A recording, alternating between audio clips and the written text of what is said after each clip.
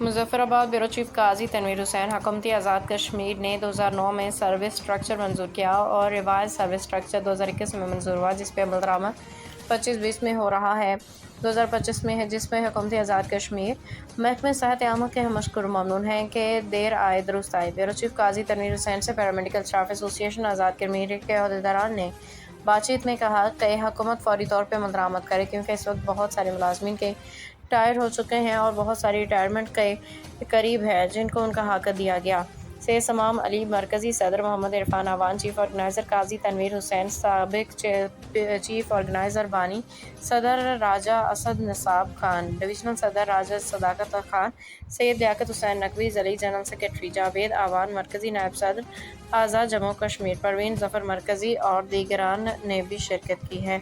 और मालियाती कॉन्करेंस के बावजूद मज़ीद 4 साल की ताख़ीर के बाद जून 2025 में सर्विस स्ट्रक्चर फार्मूला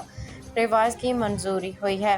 जब हम लोग हाजिर सर्विस हों तो सब कुछ करें, जब रिटायर हो जाए तो पाबंदी, ये कहाँ का इंसाफ है।